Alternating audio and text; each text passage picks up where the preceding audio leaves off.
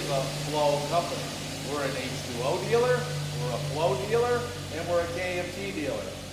Obviously, we sell hypertherm parts, AccuStream. AccuStream and most of the smaller Chinese companies and knockoffs don't offer 90K because they can't beat the patent. These are patented parts, so where they can go in and beat the patent, they do. And the problem is yeah, they can buy this part, they can buy that part, but they can't get that seal right there, and that seal's magical. So when you have that type of customer, you should always be able to go in and get the business. And for the most part, we do. It's very unusual for us not to get parts business from any of our customers. You know, it's just like anything else. You need to look at the items you're getting, and if you're not getting the stuff, find out why. I mean, we should almost always be able to put a program together that should work. That's not exclusive, because you might have a customer that's buying for his cousin Leroy, or you know, he just loves the girl on the phone desk at IWP. I don't know the reason, but there's always exceptions. But usually it leans in our favor. We are the largest independent water jet parts distributor in the world. That's pretty good, you know? So we need to continue to go after all that consumable business. It's a rare place. Wouldn't you like to be the largest Mitsubishi dealer in the world? Wouldn't you like to be the largest Koike dealer in the world? Well, here you are. So this is an opportunity to go in with all the stuff that we have available to you, and all the, I mean, you got 5 or 6 service guys that are in your back pocket to help you out. He's a phone call away, and I tell everybody, talk to Joel, he's gonna work with you. You know, he's gonna try to help you out. Would he like to come out and do a service call? Absolutely, but if he can get you fixed and up and running on the phone, he knows that's gonna be repeat business down the road.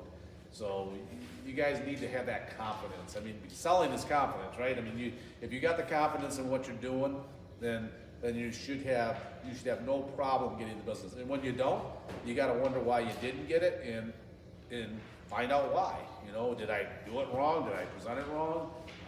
But you should have that confidence. And like I said before, maybe not on the spot or on the minute, but if we can set it up, we can always get someone to go in with you if you want to talk to a customer. Look at their machine, look at what they're doing, we've gained enough experience now that we're very good at problem solving when a customer's having an issue with cutting or with seal life or whatever it is, and we've got a huge network of phone a friends.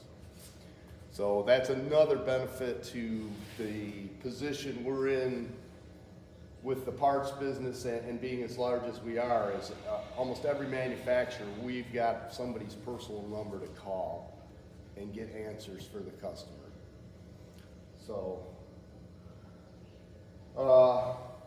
other than that, I really don't have a whole lot more. This is an old machine, an old flying bridge. You're going to see a lot of these out there, the integrated flying bridge. Normally there would be a tank in front of it if they didn't send us the tank back, but everything else, the ball screws, you can see how rusted all this stuff is. It sat out in the warehouse next to the ocean. It just rusted, so this is going to be somewhere between probably a $60,000 repair. And then we're going to disassemble it, send it back down there, and go down and install it.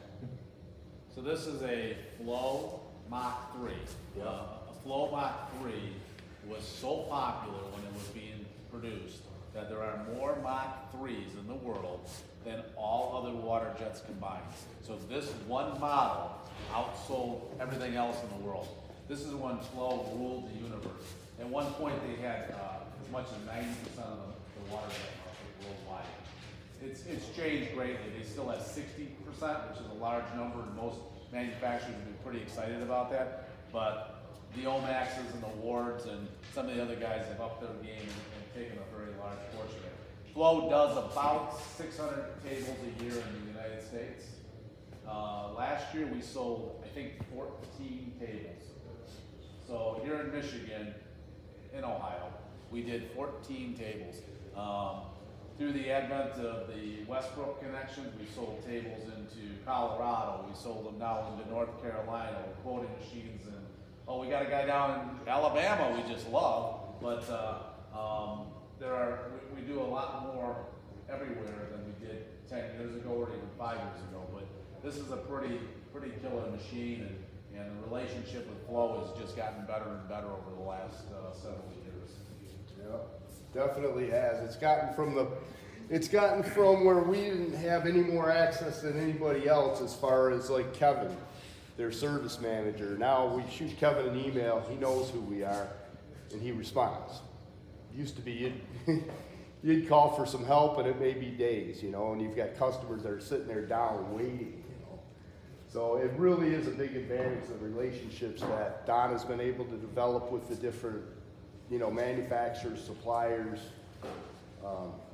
It's really advantageous. You have so many assets available to you today that we didn't have, and let's just say 2010 is the benchmark. And 2010 was our biggest single growth in Waterjet ever. We came out of the recession, and we just were on fire.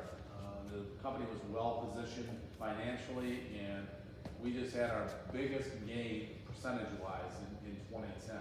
Back then, we used to call, were you with us at that point? No, I didn't start till 2012. At that point, we used to call Joel at Milco, that was our tech support. Or we would call, we had a guy named, I forget his name, but he was over at a company called Superior Waterjet.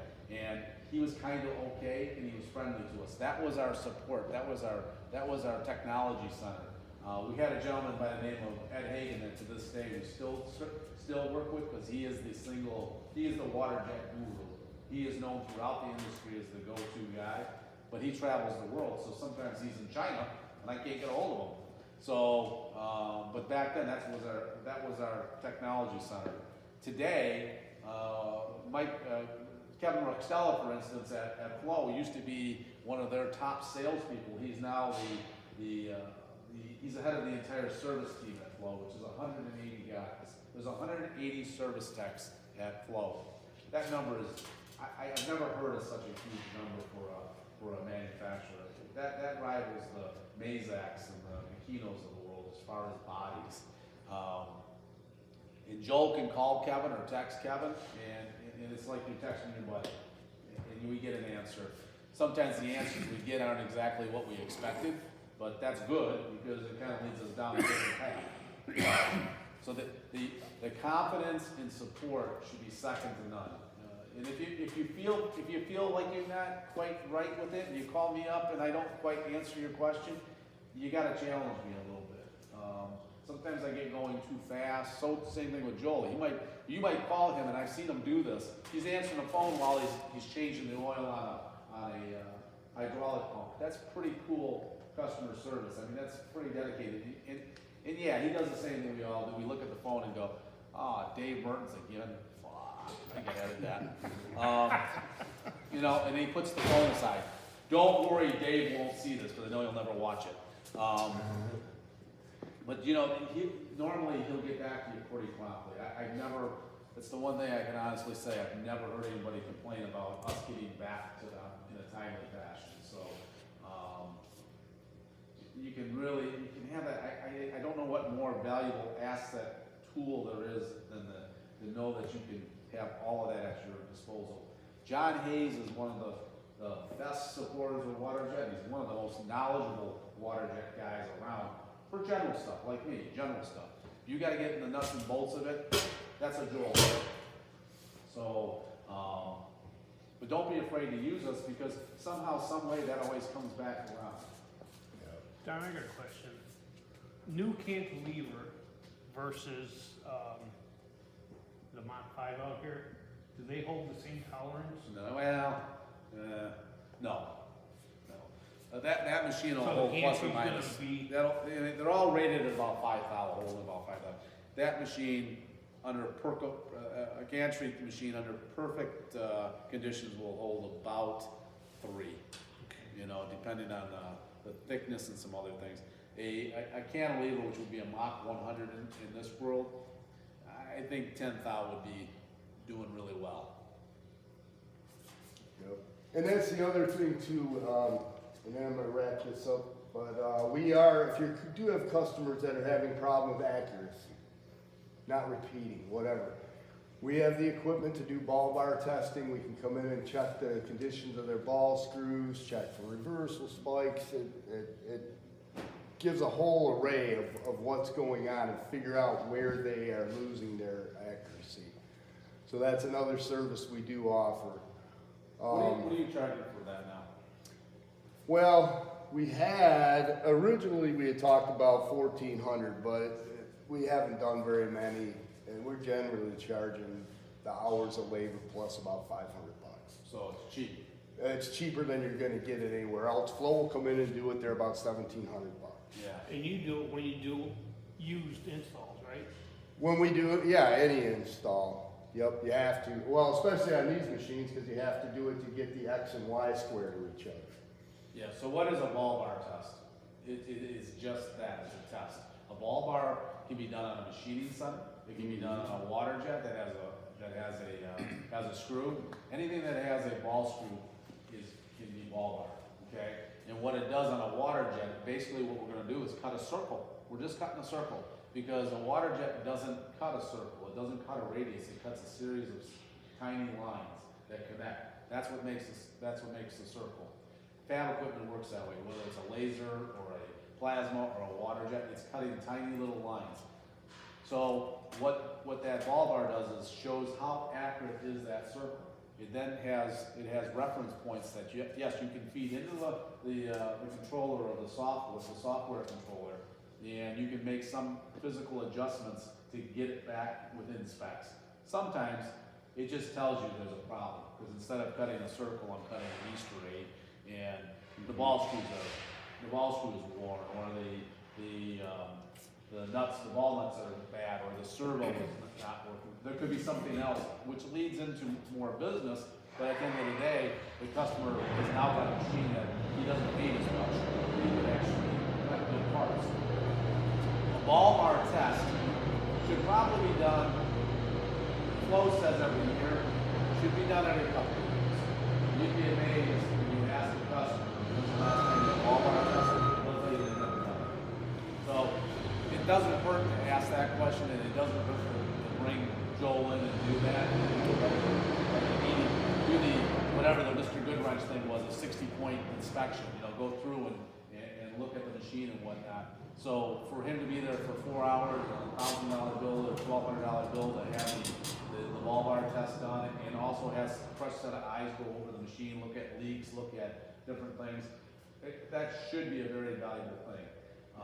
Ironically, right now is a good time to do it. You wouldn't think so much, but with the economy the way it is, maintenance is a little bit short-handed, and companies are still making parts, so they want somebody to come in and fix some of these things. And you hear the stories about the local garage where the guy pulls the car in and says, my wiper motor needs to be replaced. Hey, while I got it here, do this, do that, do other things, because I don't need the car, I'm working from home. In shops right now, they're busy enough, they can't get help. They got everybody out because they're afraid of the virus and everything else. So it's a good opportunity to bring our guys in and have some of these things done. We're seeing a lot of services just stayed really steady through the whole pandemic. Grown through the whole thing. We did 100 grand more last year than we did the year before, with the same number of guys. Yeah, and last month was really good. So January in sales was a pretty good month for AHB. We were up about 300,000 in total company sales over the year before. Consumables held their own. The water jet was dead nuts to the year before. The thing with water jet, it was $825,000 in sales. So water jet consumables was $825,000. There was no machinery. There was no water jets, there were no closed loops, there was no nothing. It was all nuts and bolts and seal kits and things like that. You just got to be aware of it. I mean, I just cannot stress enough, and I wish you all had 10 water jets in your territory. Some of you are lucky enough, like a Dave Mertens, where he's got some heavy hitters, and others of you right now don't have many water jets, but just about every one of your customers, and I do it as a joke usually, and everybody laughs about it, I go in and go, when are you ready to buy a water jet? And sometimes, the reason I do that is sometimes we get interest. If nothing else, it sets you apart from everybody else, you know, that you actually are familiar with that technology. All right, well, has anybody got any questions for me? And just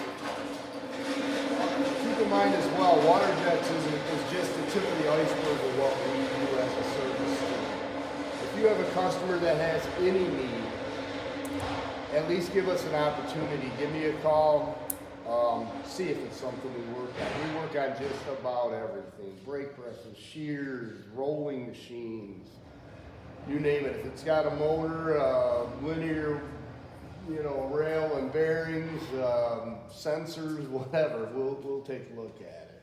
And we are very successful. And that's not tooting my own horn. We just have a very good success rate. And my guys are very professional. Customers love them. You know, they may not always love the bill when they get it. You're gonna find there's a whole lot of, yeah, whatever it takes. We gotta have this machine up and running, and then you get the bill and say, what, it took that much? But we try to be as fair as we can. That's about it for me. It's all the wind I got. I gotta get to work. Appreciate it, man. Yeah, thanks, Joe. Thank you, sir. All right. Thanks for coming.